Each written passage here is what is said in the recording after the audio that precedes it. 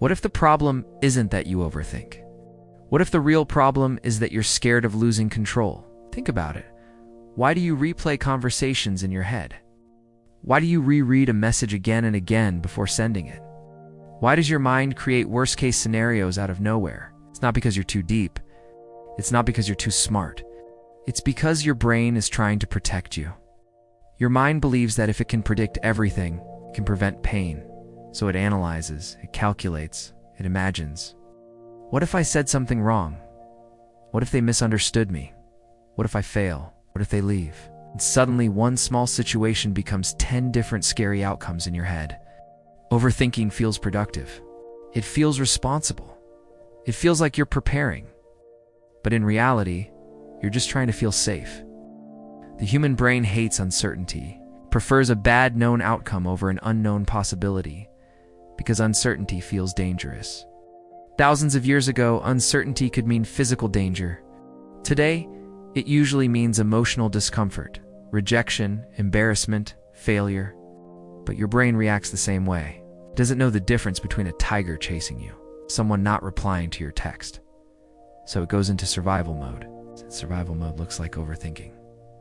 You think if you prepare enough, you won't get hurt. If you analyze enough, you won't fail. If you stay mentally alert, nothing will surprise you. But let me ask you something honestly. Has overthinking ever truly protected you? Or has it just made you tired? How many times have you imagined something terrible, and it never even happened? How many hours have you lost inside your own head? Overthinking gives you the illusion of control. But control is not the same as safety. You cannot control how people feel. You cannot control every outcome. You cannot control the future. And that lack of control makes you anxious, especially if deep down you struggle with self-doubt. Because when you don't fully trust yourself, you try to control situations instead. If you trusted your decisions, you wouldn't replay them all night. If you believed you were enough, you wouldn't obsess over every small mistake. If you felt secure, you wouldn't analyze every tone change in someone's voice. Overthinking is what happens when trust is missing. Trust in yourself. Trust in life. Trust that even if something goes wrong, you'll handle it. Sometimes this pattern starts early, but you were criticized a lot. Maybe mistakes weren't allowed. Maybe you felt like love depended on performance. So your brain learned, think more, make fewer mistakes, stay alert. Avoid rejection, and that strategy helped you once, but now it's exhausting you. You hesitate, you delay decisions, you avoid risks, you struggle to relax.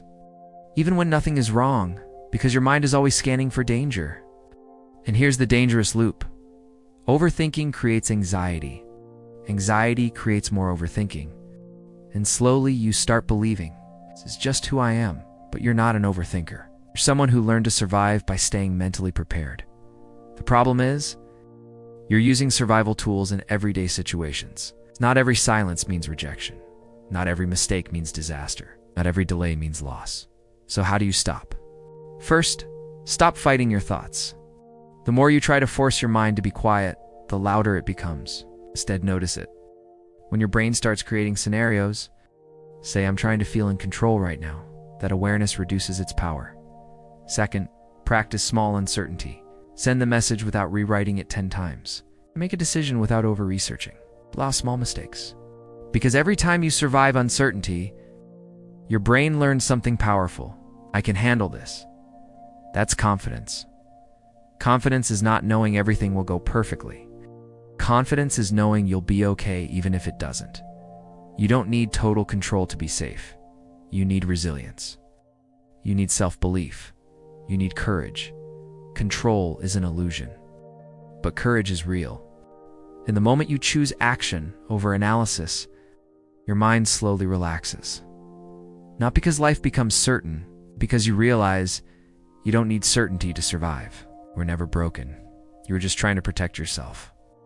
And now, it's time to live instead of calculate.